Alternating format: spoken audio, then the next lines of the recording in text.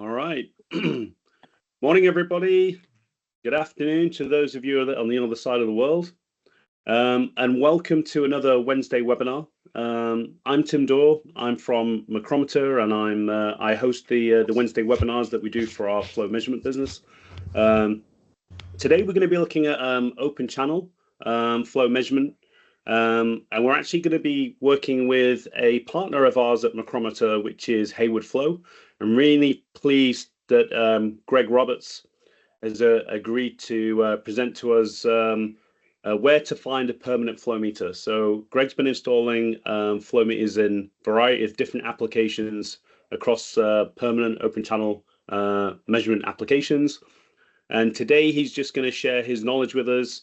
We're hoping to present for around about 30 minutes and then have around about 10 minutes of any questions or discussion that comes from that.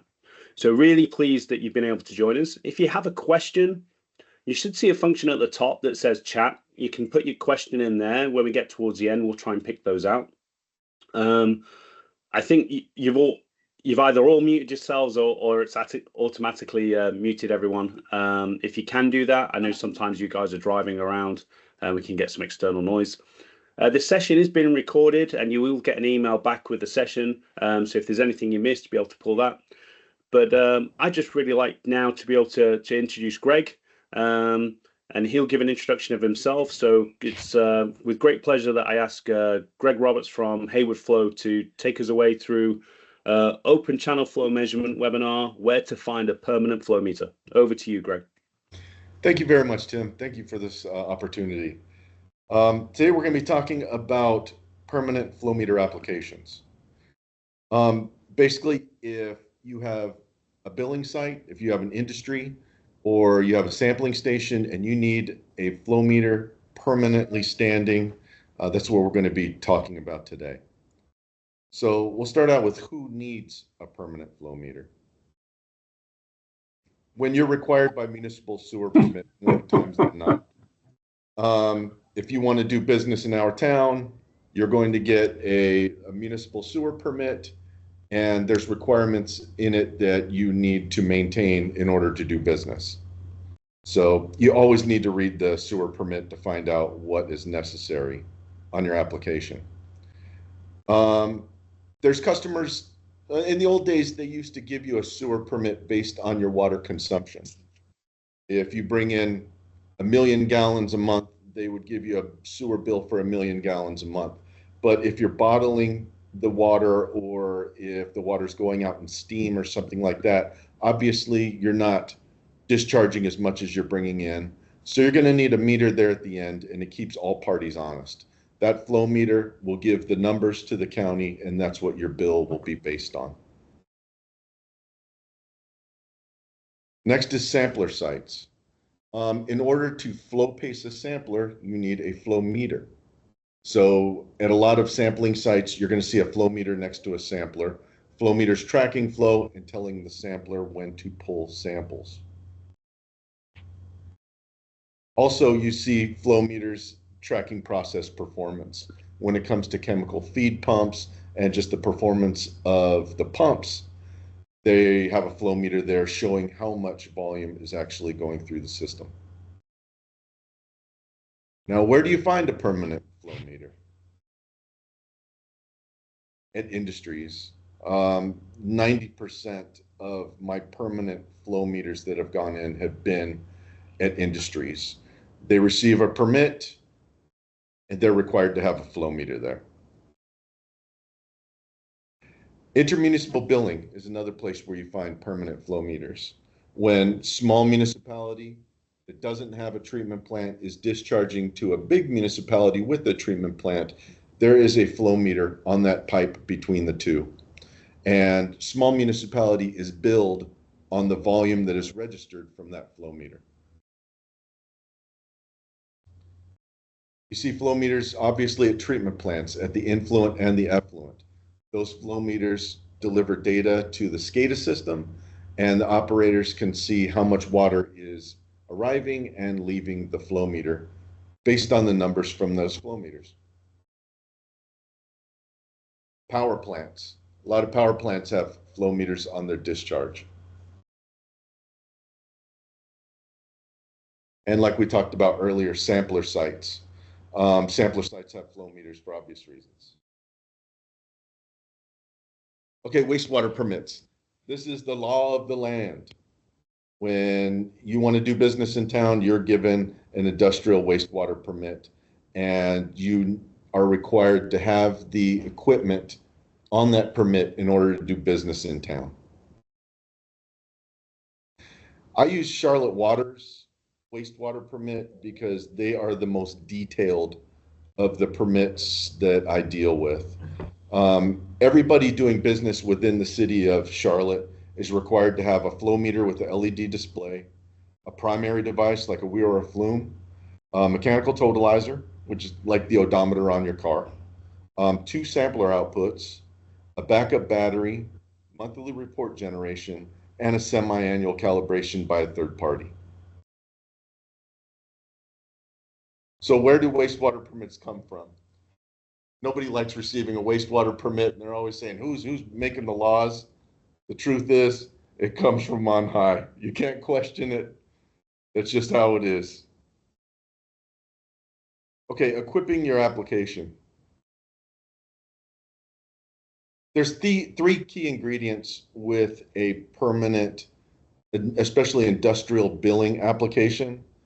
There's a flow meter, primary device, and a sensor. We're talking about the Hawk FL1500. This is our solution for permanent flow meters. It offers a wide array of different sensors that you can use, multiple analog outputs, RS-485, as well as pulse outputs that could go to samplers. It's really a well-built, well-rounded flow meter. So choosing the right sensor is very important. Just like buying tires for your vehicle. If you're going to be doing a lot of highway mileage, you want a road tire. If you're going to go out mudding, you're going to want a mud tire. Having the right sensor really depends on your application and what is flowing through your system. This is the ultrasonic sensor. The vast majority of the flow meters that I put in use ultrasonic. This is a really good digital ultrasonic. It's very forgiving and very strong. It could take a lot. You want to use it when there's a lot of gunk and oil in the flow. Since the ultrasonic sensor hangs over the water, it doesn't really matter what's in the water. So it's not beat up by chemicals or any solids that's in the flow. It's very low maintenance. The cons are if you have any flow or any foam or a lot of steam going through your discharge, those can impede the ultrasonic signal. And also in the middle, if you have the flow meter site in the middle of a field, they could act as lightning rods when summer storms come through. This is the bubbler sensor. This one I use for other permanent applications when there's a lot of foam or steam. The bubbler is basically a little air compressor that pushes positive air through a vinyl tube that goes down underneath the flow, and it just produces bubbles. And it measures the atmospheric pressure inside of that tube, measures that into depth, and depth equals flow.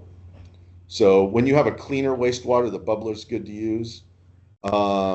Can't use it in food processing plants or when there's a lot of oil and gunk in the flow because that material will clog up the end of the bubble tube. Here's the FlowDAR and the submerged area velocity sensor. These are great devices. The FlowDAR is Hawk's flagship sensor. This is good when there is no availability for a primary device, when you just don't have room to put a flume or a weir in the system, but you have to make sure that the municipality will sign off on it. Okay, here's some applications that I've done with the FL1500. This is Fujifilm in Greenwood, South Carolina. This is on their process effluent. This is a billing meter. They've got an ultrasonic sensor over a trapezoidal flume. They have an analog output to their SCADA system and a UPS with solar power backup. This is Duke University, and we did this during COVID when they were setting up sampling sites to try to get ahead of the next COVID spike. There's a FL1500 inside that box with an ISCO DC powered refrigerated sampler. These were really cool applications because they are non-permanent. They could be mobilized very quickly, and you could run it off solar power and battery. Galvan Industries in Harrisburg, North Carolina. This is Industrial Metalworks. They galvanize metal, and they needed a permanent billing flow meter on their discharge. So they have a bubbler sensor over a trapezoidal flume, dual sampler outputs, and this replaced an old fried ISCO signature meter. They were on a really dirty electrical leg, and so we had to take it off the grid and go full solar with that one. Amgen, Holly Springs, this is a new industry, new construction, and we have a trapezoidal flume in a manhole right near this site, and there's a Emerald Coast wave sampler right behind the flow meter. Very, very good device. Pfizer in Durham, North Carolina, same thing, permanent billing flow meter, ultrasonic sensor over a Palmer bolus flume. They have analog output to their PLC, as well as to a remote totalizer that goes on the inside of the building, so they can see their totalized and current flow without having to go outside. Dow Chemical in Charlotte, chemical manufacturer. They have an ultrasonic meter over a trapezoidal flume and output to a wave sampler. Atlantic Foods in Nashville, North Carolina, food manufacturer, ultrasonic sensor over trapezoidal flume. We put in, on all my flow meter applications, I put in a uninterruptible power source with a backup solar panel. That provides backup battery as well as surge protection and backup power from the solar panel. So it's kind of a bulletproof application. Cree in Durham, they make semiconductors. They needed a permanent billing meter, and it's basically the same application as you've seen with the other ones. They have output to a Catron mobile data device. Robert's Desserts, no relation. They make all the cake pops for Starbucks. Ultrasonic over Palmer bolus flume, full solar power. Forgot to take the last line off, I apologize. Aqua, North Carolina. They are a private utility, and they've purchased a bunch of these FL1500s, and I'm really lucky to work with them. They have these on their effluents of their treatment plants, their little package plants, and it's been very, very successful. They've got a bunch of Emerald Coast wave samplers as well. The two work very well together. So I'm sorry if I breezed through this really quickly. Online presentations are kind of difficult when I can't bounce them off face to face with people. But does anybody have any questions? Yeah, there's a couple of questions here, Greg. So the first one is from Brad Selman, and he's saying, how is data being collected and reported? It depends on how. Now, there's different ways that you could do it. There is 3 analog outputs that send out a 4 to 20 milliamp signal. There's a RS485, and there's a pulse output. Generally, with the permanent billing applications, the customer will just go and get the numbers from the mechanical totalizer, and then put that on their daily report to give to the city or the county. If you get a device like Mission's a very good product to deliver the data to a modem that could be transmitted to a cloud, and then you could look on your laptop. McCrometer is working diligently right now to find a modem set up for the FL1500, and I'm really looking forward to that. Or you could just run it straight into a wired SCADA system.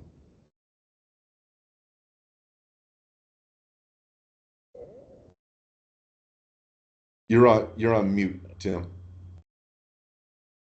Sorry, I'm so used to that. Brad's just followed up with the FL1500 in those applications. Is there an SD card there? There is a way that you could put in a flash drive and download all the data, and then you could transfer that to a CSV file.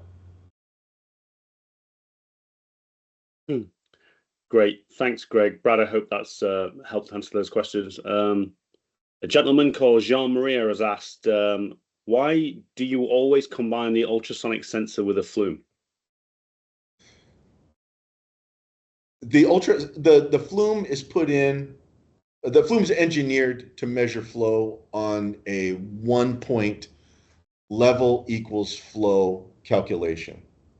The good thing about a flume is that you can eyeball the measurement or the depth of the water, and then you could look at the conversion table and guess what the flow rate's going to be. It's verifiable, and it's a 1-point measurement. I'm sorry, someone saying something? Okay, anyway, ultrasonic versus submersible it depends on what's in your flow. If you have a lot of solids coming down your line, they will collect on top of the submersible. Where with the ultrasonic sensor, it stays out of the flow, so it really doesn't matter what's in the flow. I've seen submersibles inside of a flume, but it seems like if there's a lot of solids, they collect on top of that submersible, which makes the ultrasonic ideal. Do you want to give the questions or read out the questions? Yeah, I'll read them. Yeah, I'll read them out. Perfect. Thanks, Greg. So Abraham Araya has said, how do you verify the accuracy of the permanent meters, and how do you deal with sediment/silt buildup in the primary devices impacting the accuracy of the flow measurements? That's a great question. That is a great question. You could verify the accuracy of the permanent meter by measuring the depth of the water inside of the flume or going over the top of the weir. The flume is engineered to be to have a 1-point measurement, depth equals flow. It's very simple. It was developed by the Romans, and it still holds true today. If you measure the depth of the water and then you look at the conversion table, you can verify whether or not the flow meter is reading accurately. Dealing with sediments and silt buildup, I think that is a question of finding the right primary device for you. If you have a lot of silt and you have a lot of solids, you wouldn't want to use a Palmer bolus flume. Palmer bolus flumes are good because there's a sump in the beginning of the Palmer bolus flume, and solids will collect inside of there. Trapezoidal flumes are I recommend them all over the place because they're virtually self-cleaning. A reasonable amount of volume and velocity will clean the trapezoidal flume out. So really, it's the choice of primary device that you make in the beginning that will help you keep your primary device clean. The cleaner the primary device, the more accurate your data is. Brilliant. Thanks, Greg. I've got another question here from a gentleman called Enrique. The bubbler has the same work logic as the ultrasonic in the sense of reading the depth. So the bubbler has the same work logic, or does this bubbler has the same work logic as the ultrasonic in the sense of reading the depth? Yes, it does. It follows the depth equals flow calculation that the ultrasonic does. The bubbler reads the atmospheric pressure inside of the tube, determines depth from there, and gives you a flow calculation based on those numbers. So essentially, the logic is exactly the same. Okay, are there Any other questions?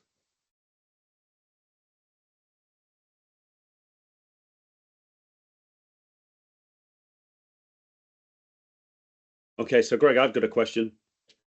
So what are applications that we should be trying to avoid for a permanent flow meter application? That is a great question, and I really can't think of any. I can't think of any. If you can put a primary device in a manhole, you've got a permanent flow application. If you could put the FlowDAR, submerged area velocity, sensor into a manhole or overflow. Basically, if you could see the water, you've got a permanent flow application. Yeah. Okay, great. With solar and battery technology, you don't even need AC power anymore. Yeah, I spotted on a couple of the pictures there. There's obviously solar panel and other, but yeah, that really makes it almost a go anywhere permanent flow meter solution with the fact that we can couple up a solar panel to it as well. That's great. Okay, a couple more questions come in now. So Brad again is just asking what compromises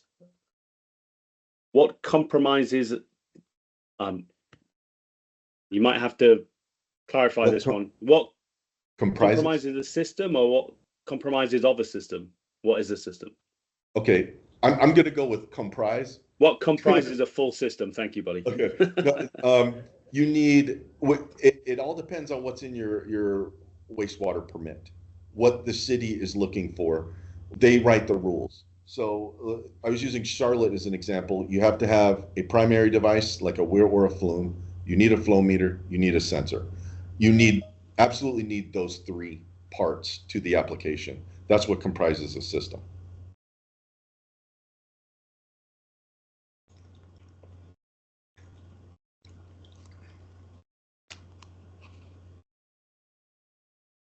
Oh, you're muted, Tim. Sorry. The follow-up question to that is, can we do this on regular pipes or just flumes? You can't do it on regular pipes. You need to be able to see the water. Yeah. And then, is there a limit in regards of the channel size to use an ultrasonic or a bubbler? No. In fact, there's treatment plants that have, like the West Point treatment plant in King County, Washington, they used to work at. They had enormous rectangular channels that the water came into the water was introduced to the plant, and they used bubblers to determine the depth and calculated the width and the depth of that channel, and would just use the data from the bubbler sensor to determine how much flow was coming in, because it's that same depth equals flow calculation. Awesome. Juan's asking, do the solar setups for the remote areas have to be assembled, or are there kits available for a sort of plug and play solution? I build all of mine from scratch. So I can provide a plug and play solution happily.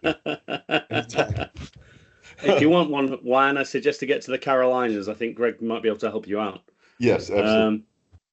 The kit is the kit is pretty easy to configure into that type of power ratio system, as Greg says. And we'll happily work with you as McCrometer and our channel partners to give you what you need to be able to make sure that you can do that. So if you've got an application like that one and you're interested, reach out to us, and we'll work with your local channel partner if you're not an end user, and help you do what you need to do. Just a question from Russ Stammer. He's asking, what is a flow meter in your terminology? Wow. A flow meter is a data deliverer. The flow meter is the brain of the system. The sensor, all that it does is determine the depth of the water. When it comes to the bubbler and the ultrasonic, its only mission in life is determine the depth of the water. It doesn't read velocity, it only reads depth. The flow meter is there to take that information and turn it into usable data for the customer to make calculations and totalize the flow values for the customer. Brilliant. Thank you, Greg. Hope that helps for us. Any other questions from anyone else? Open it out to the rest of the floor. Oh, there might be something in Q&A, but let me just double check. Steve Cameron is saying, is it possible to measure in small, partially filled pipes using a flume, say maybe such as 3 to 6 inches? Oh, absolutely. Most of the flumes that I deal with come from 6-inch pipes, 6 to 8-inch pipes. You can use a trapezoidal flume. Like the extra large trapezoidal flume is my favorite. It's my go-to flume. It could read from 0.4 gallons a minute up to 694.7 gallons per minute. So it can take a little bit of, it can be measured with a little bit of flow or a lot of flow. It's really a great device. So yes. Awesome. George is just asking, will you reiterate the 3 components of a flow meter system again, please? Yes, I can do that. Okay, you need a flow meter. Here, I'm going to get on the slide. You need a flow meter. Yeah, there we go. A primary device and a sensor. I would say 99% of the municipalities in the Carolinas require the use of all 3. So you can't have a flow meter without a sensor. No matter what the application is, you need a sensor for the flow meter. And when your permit requires a primary device, you need the 3.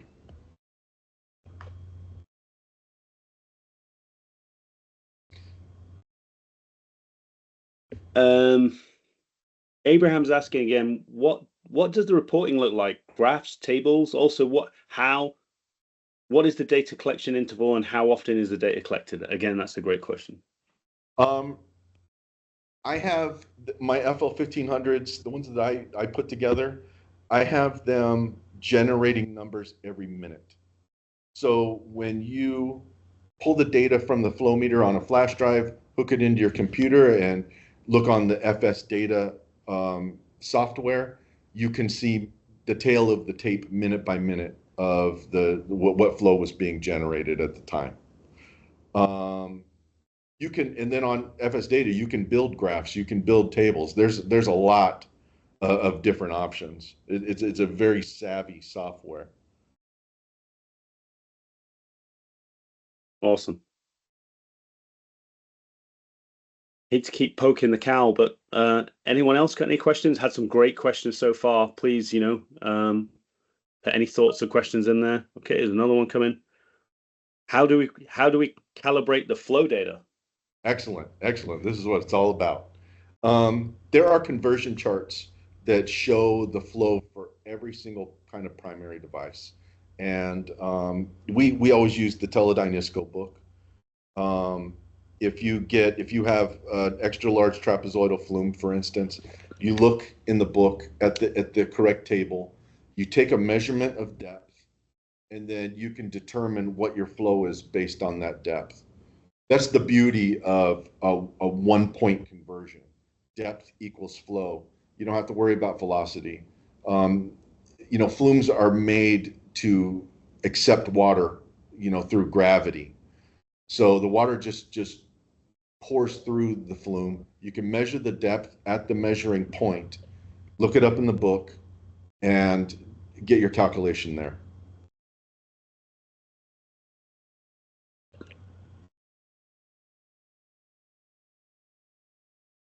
Okay, anyone else? Has this prompted anyone to think of an application that they've got that they're working on at the moment or that they're trying to resolve? And has given them any ideas or any concerns?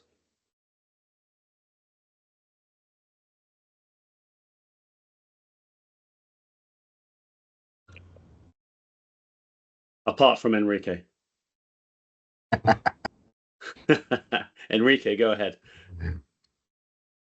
Thank you. Yes, in fact, we are looking into promoting the solution for complex applications on company discharge to the drain in places where they, I mean, ideally, we are going to build a weir for their discharge, but in some cases, you have to do some sort of adaptation and set up an ultrasonic to do this measurement. I mean, in the sense of the capacity of what is available, but especially in cases on the treatment plants where we get some foam on the flow of the channels, the bubbler seems to be the go-to solution. I agree. Thank you so much for such a great presentation. Oh, thank you very much. Thank you. Yeah, Victoria's also just added that as well. Great information to share with clients. I work in pre-treatment group for a treatment plant. So thanks, Victoria. It's great that we've tried to hit the money on the head. I'd just like to thank Greg Roberts from Heyward Flow for today's Wednesday webinar. We've been McCrometer. We've been hosting these webinars through the season this year. We've got one more webinar which is coming up in Q4. We've yet to decide what our chosen subject area is. What we can tell you is it will be on open channel, so it will have an open channel measurement to it. We also do Wednesday webinars for closed pipe through the year as well. We'll have another one of those in Q4 where we'll be looking at different applications, billing applications, revenue monitoring, etc., using our range of closed pipe flow meters. So without further ado, I've been Tim Dorr. I've been your host today as the VMM for McCrometer. Today's presenter has been Greg Roberts. So I just again like to thank Greg for his time and efforts with a great presentation. You will get a recording of this session and a transcription of everything that's happened today, and you should get a thank you email that comes directly through to you. If there's any help that we can be in any applications that you've got, please reach out to your local RSM or McCrometer channel partner for open channel. If not, you can always email myself and I'll put you in touch with the right people. So thanks again for your time today. We look forward to seeing you on the next one. Thanks, everyone. Great job, Greg. Thank you, Tim.